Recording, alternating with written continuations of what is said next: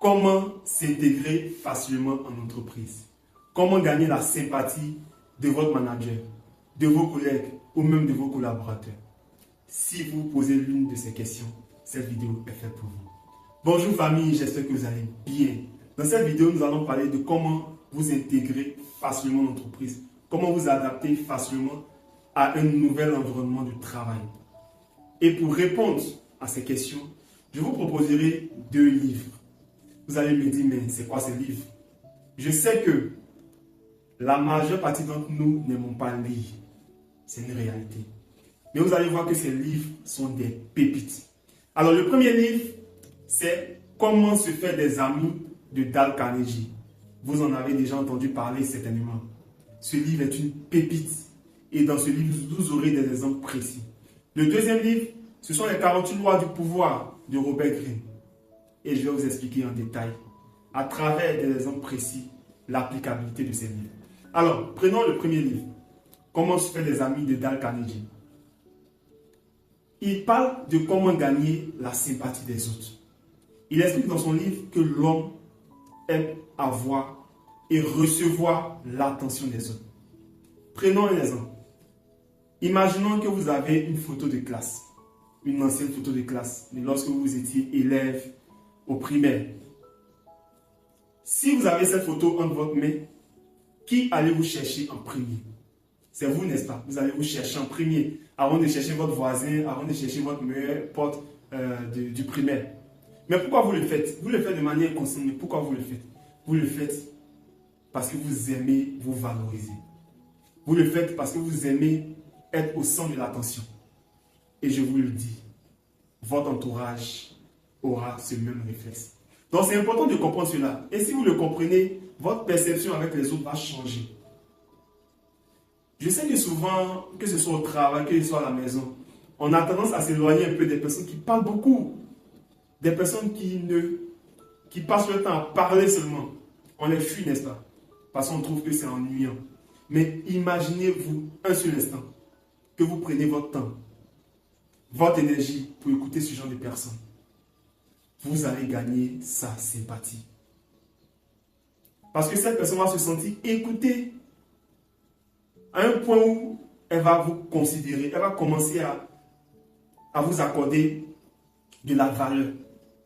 Parce qu'elle va trouver en vous quelqu'un de fiable. Elle va trouver en vous quelqu'un de sympathique. On a tendance à dire souvent qu'on a 2 oreilles et une bouche. C'est pourquoi, lorsque nous écoutons beaucoup plus que nous parlons, nous gagnons la sympathie des autres. Et ça, c'est très important. Le troisième exemple que je peux donner, c'est de complimenter les personnes de votre entourage. Vous devez les complimenter. Vous voyez un collègue qui est bien habillé en veste, cravate sapée, dites-lui qu'il est bien habillé. Vous voyez le gardien qui aujourd'hui s'est bien habillé, dites-lui qu'il est bien habillé. Complimentez les personnes autour de vous, vous allez gagner leur sympathie. Vous allez semer de la joie dans les cœurs. Et ces personnes-là verront en vous quelqu'un de différent. Mais attention, cela ne doit pas être de l'hypocrisie. Vous devez vraiment ressentir ce que vous dites. Sinon, au lieu d'attirer la sympathie, vous allez attirer autre chose. Concernant le deuxième livre, les 48 lois du pouvoir de Robert Greene.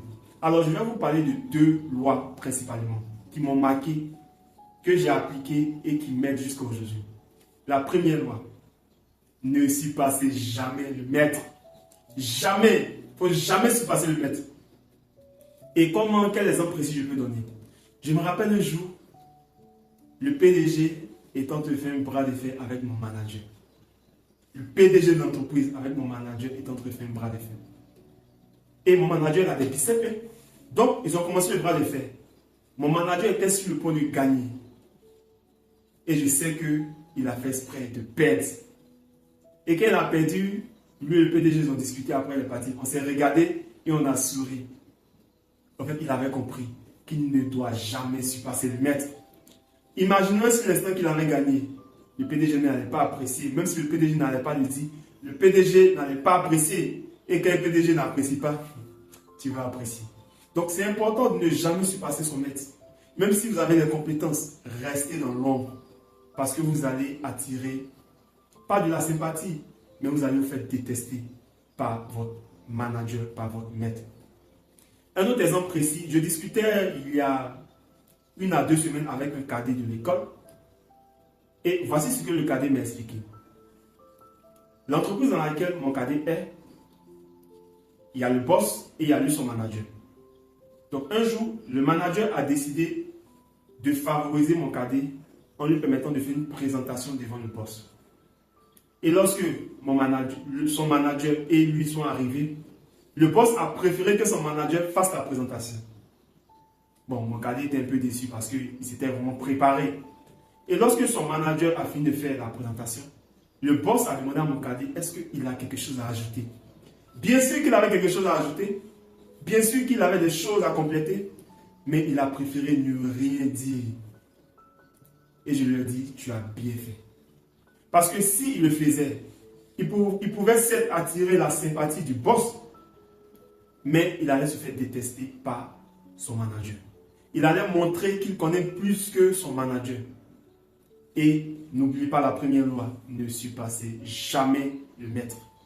Restez dans l'ombre. Même si vous avez l'impression que vous avez tellement de compétences, attendez patiemment votre tour. Votre tour viendra. Votre tour viendra quand votre manager va démissionner. Vous allez prendre sa place. Votre tour viendra quand vous allez aller dans une nouvelle entreprise. Vous aurez un meilleur poste de responsabilité. Mais n'oubliez jamais cette première loi. La deuxième loi, qui correspond donc à la 23e loi dans la liste des 48, il s'agit de garder son indépendance. Vous savez, dans les entreprises, il y a parfois des clans, des groupes. Il y a le groupe A et il y a le groupe B. Il y a le groupe des faibles, il y a le groupe des forts. Et parfois, vous pouvez être tenté d'appartenir à un groupe pour pouvoir profiter des avantages.